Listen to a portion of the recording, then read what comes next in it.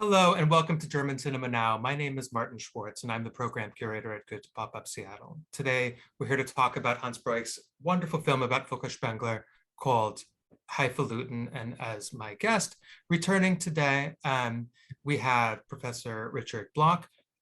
Richard joined us last year to talk about Ulrich Köhler's lacerating biopic about Rainer Werner Fassbinder, En fait terrible, and he's coming back today where we'll discuss this really beautiful film, which you've all seen, about a core member of Fassbinder's ensemble.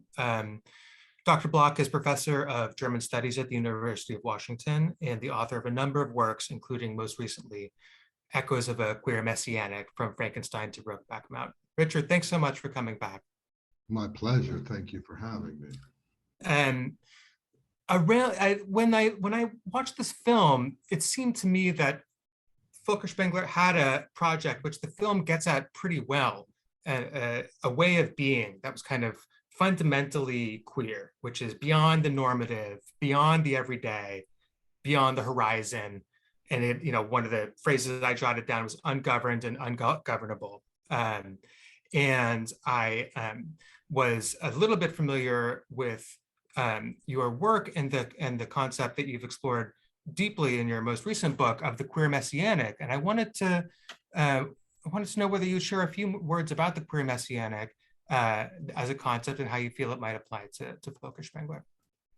Yes, I hadn't, it actually does apply in quite illuminating ways, and I hadn't considered it previously.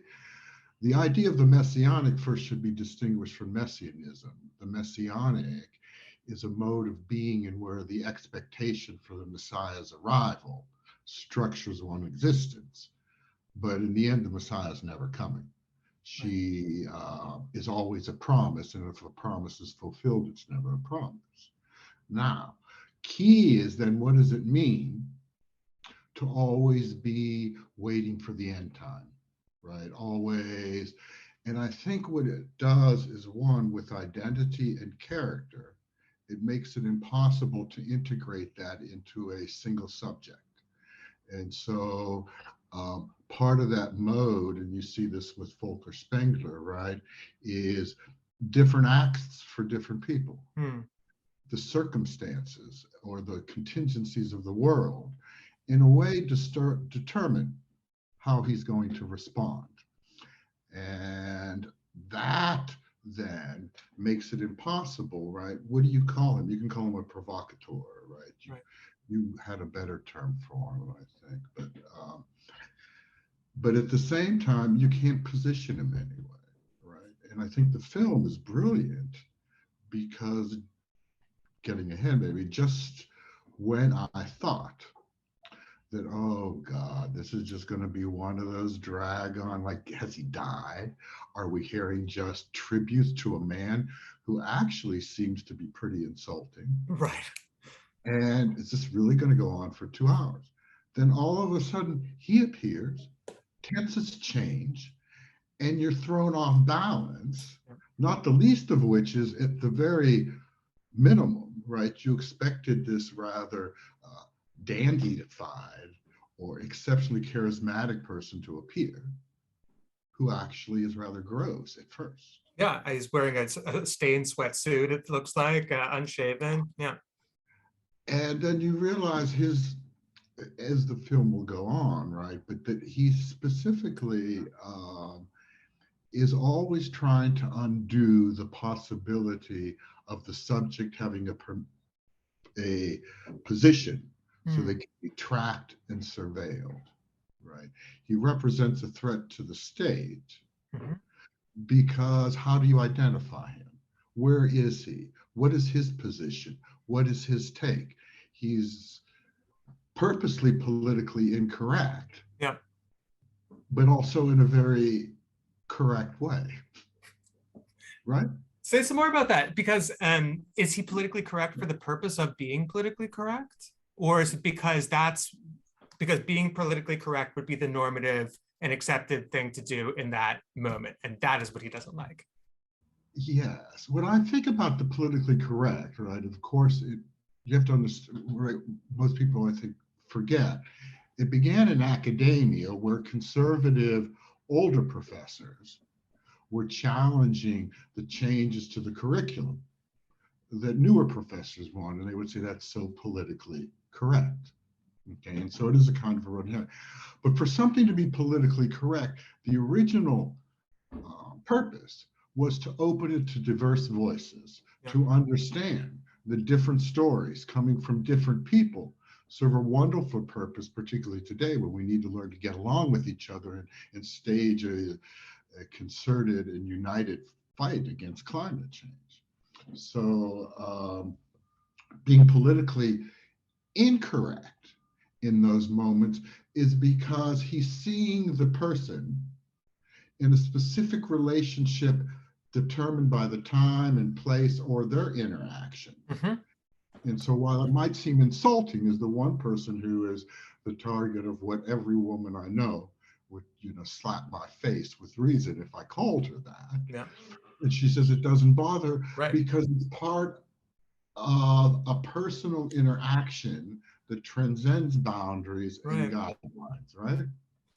Yeah, no, that's really interesting. I want to maybe pursue this a little bit further. How his language and his way of acting is based upon that moment of interaction and the specific context in which it takes place, rather than like these reified subject positions like man, woman, straight, gay, race, etc. We are having a interaction right now. This is something that I can say to you because I know you. Right. Or it's part of me opening myself up to you in a way that combines a certain kind of affection with insult. Yeah. Right. And that's how friendships should be. Yeah. Right? Yeah. The worst kind of friend is somebody who always agrees with you or always says what you expect them to say. Yeah. Because then they're just a calculation, right? A person in your own course. Somebody who challenges you to make you think about where you are in the world and what your positions are is a better friend, I think. Yeah. We're sort of on the subject, so we might as well jump to it. What do you think that what is pejoratively or not pejoratively called cancel culture would make of Volker Spengler? Oh, he would be in trouble. He'd be in trouble, wouldn't he? Perhaps. And then, so cancel culture, right, cuts both ways, as we know, right? Anything you say, left or right, is subject to gross misinterpretation. An example I can give, and I do not know this is true, and I still, understand and support all the pushback against Columbus Day. But an Italian retired professor I know in English from Perugia, actually, says what happens is people don't read Columbus's statement in the context in which they were written, which is to say Columbus needed to up the rhetoric, up the level, the sound, so that he could get money and satisfy his patrons. That doesn't excuse him, right, in the least, but it does fill in the picture more broadly. And then I think with Volker Spengler, that is what would have to happen, right? But he would not make it through round one. No. He uses words you're not allowed to use. He calls people insulting things. And even though they're not insulted, could you imagine presenting it to a class? Right. And I mean, we need in a way, we need in a way. Yeah, go ahead. No, an explanation like the one that we're attempting to have of specific utterances of not only Columbus but of Volker Spengler, and in the absence of that, because in a way the film provides some of that, but you can't expect everyone who would what's the term, dunk on Volker on social media to have watched the film. So maybe that's a loss. Well, I think what he's really getting at is that you need to interrogate the situation. It's ironic that his last production, right, or his last performance was with Heiner Müller doing a Brecht play, the Aufstieg of Arturo Arturo Ui. Ui? Yeah. And what you realize is at each point, he wants you to question your assumption about him or about your engagement. Yeah. And uh, it does, the other thing is with cancel culture, it's one strike and you're out. As a teacher, I've always thought, it's a learning experience. We're all going to make mistakes. The point is, let's be equally tolerant or accepting as we want everybody else to be. So in the end, his purpose is always to force you to question your position, question what you previously thought. And I think the brilliance of the film is you come away not sure if you still want to have anything to do with him or you really like him. Yeah. It can't be pinpointed. It's the brilliance of the film, isn't it? Absolutely. And, for me, seeing the warmth that all of his friends had for him definitely tipped the scale. I think I'd want to be part of that family. Oh, I'm sure I would be because, although I have to say the use of the word to describe to salute the woman who wasn't offended by it. I would tell him, don't do that in my presence. I really don't want to hear it. Yeah. Now, I should point out, too, that, when he worked with Volker, well, you don't remember, Schlingensief, I'm sorry. Yeah. Yeah. One of their productions, he played Goering. I didn't know. Just the opposite of him. Yeah. And it's a great portrayal because everything he says is about there should be no official line. Yeah. What did you think of the people around the table? Well, first of all, I the film is kind of slippery, and I really like I like the kind of picture that it is, because as you say, when I requested the back office work of the film programmer, I requested a number of screeners, and I had to look at it and like, all right, doc about some mostly forgotten German actor, blah blah, but then it kept changing, and the film itself is really interesting to me. Because not only do I find what's said at each of the tables to be, personally, I'm a great lover of German theater. So I find that I have a personal kind of fanboy in, but also, sorry? You saw him, sorry to interrupt. I saw him a number of times in Berlin, not knowing much about Volker Spengler and not going to see Volker Spengler. I saw him going to see the production that I've seen most of my life is Sweet Bird of Youth, which is Frank Kastorf's adaptation, or is Forever Young, Frank Kastorf's adaptation of Sweet Bird of Youth. I saw it perhaps up to 10 times, and it was a 4-hour production at the Volksbühne in Berlin. And Volker Spengler, I remember him when I first saw this movie, I said, oh, it's him. Because he played Boss Finley, the evil kind of political boss in the town, and had this line kept going over and over and over. Hab ich nicht.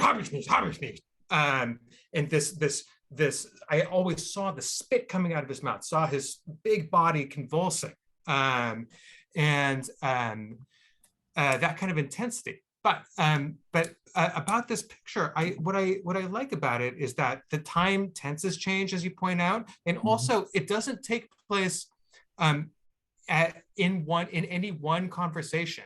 The conversations are edited together in such a way as to kind of lose the subject from and the context from one line to the next.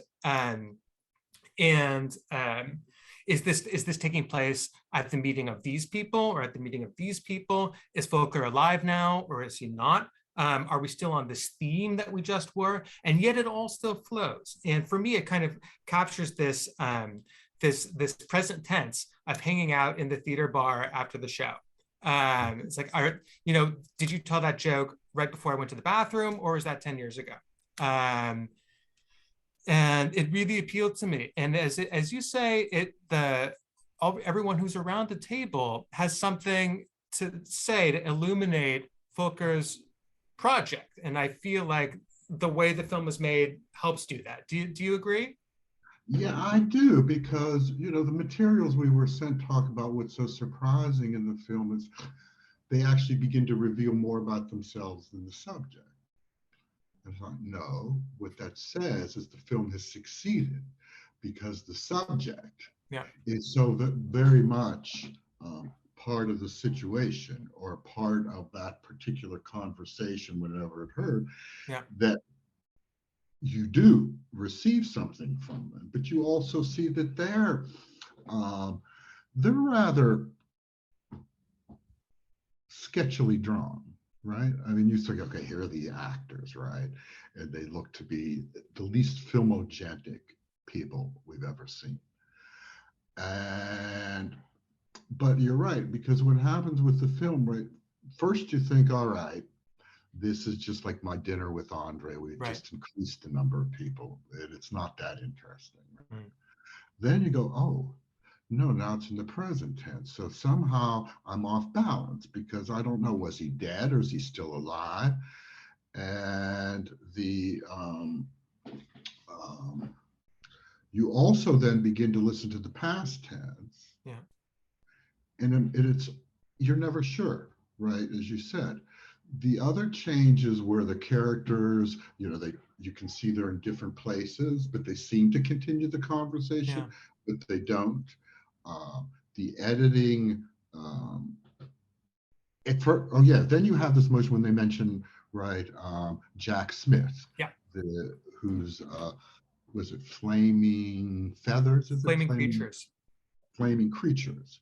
And you begin, okay, and Warhol. So Yeah, the director's just set the camera up here and he wants us to see what's going on. But no, because just when you think, all right, this is just to show that the Warhol was so important, he switches. yeah, And you see that stuff is edited and you see that stuff is inserted. And you're also given examples, stuff that does fill things in, but completely upsets any attempt to make a linear biography yeah. or have a clear picture, no? Yeah, it was a remarkable little kind of lecture that I did some triangulation with the credits. Wieland Schulz-Keil was the fellow who was giving that lecture about camp Oh, and Sontag and Jack Smith and Spengler. He's a German film producer and author. Um, he he had a really strong opinion about Susan Sontag's right. opinion on Flaming Creatures and on Jack Smith and on camp in general. And he felt that as we see in the film, that Sontag overemphasized the ironic, like gay men telling jokes about Hollywood aspect of this work, and that makes it less important, less serious, less valuable, and it may be. Yes, I mean, we do need to talk about, right, the most provocative of his remarks about liberals. Yeah, But Susan Sontag is actually a good example because in the piece she wrote about Jack Smith, she talks, it's just very hard because you see lip penises and saggy breasts, and the men you don't tell from the women.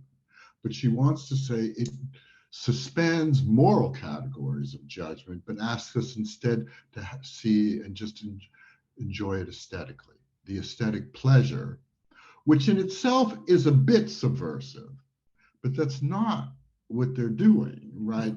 It, it tries to divorce the picture of its gay content. right. And she does that as well, right, when she writes about AIDS, which comes up here since Volker's lover died of AIDS. And well, first of all, when she talks of camp, and you could say that there's an element of camp here, she wants to say it was the product of a gay sensibility, because it's a way of them not having to, the childish need not to take everything so seriously. But you also have the impression that if gay people hadn't invented it, somebody else would. So already, right, she's referring to gay people as a large block to begin with, in a kind of general mentality. But she's also trying to distance herself, which comes up with aids and metaphors, which I think must have, if Volker knew that, would have really ticked him off, because she speaks of homosexuals' vehement sexuality and this kind of unnatural practice they have. And so here's the issue of a liberal who holds to these generalities that really are in concert with the radical right in some of their projects. You see what I mean? Or was I? Yeah. No, maybe you can go a bit deeper into that. So Sontag is the liberal who is holding with these generalities, I guess, about subject position, about sorts of people that there are, about the characteristics of sorts of people that will feed the right. And so when they say she missed the purpose of the project, it's those generalities, or speaking. She often uses the passive voice, right? Yeah. It is said, or those who were this. Yeah. And so she subscribes to the overall mentality, pretending to be insightful and considerate. But in the end, she just doesn't have the backbone to say, I really think these homosexuals are creepy and they're getting what they deserve. and those films we saw, unless you can have an aesthetic pleasure, they have no political value. Yeah. And so that's a pretty natural tie-in to his most infamous comment. Yes. Would you rehearse it for us? Well, he says, right, liberals are Nazis without spine. Yeah. And I think a lot of us, in America, in the last many years, have kind of had a feeling, the liberals have no spine. That we're seeing, right? They can't force anything through. They seem too willing to sacrifice basic principles. But I think if you really want to go to it, right, it's Rosa Luxemburg's complaint prior to World War I, when she said the SPD, right, instead of the KPD. So the SPD are not our friends. When war is declared, right, they will take up arms. Yeah, and this is Social Democrats, yeah. After 9/11, right, it's a horrible, horrible event. All these people get killed. On the other hand, right, if you notice, liberals were just talking about how it was a violation of our basic principles. But I think somebody on the left would say, okay, let's ask ourselves, what would make somebody want to do this? Not to excuse it, but to try and understand and critically reflect, right? And liberals will all, right, how many voted to go to war in Iraq, right? And the Patriot Act, right? So does that make sense? And it does make sense. I wonder where Volker would draw the line between a liberal and a leftist, or if even he would identify with the left. I think he would identify with the left if the left understands itself to always need to try and frustrate or play with the relations of power. And that's an important thing. Right? Absolutely. Because we didn't mention much of his work with Fassbinder.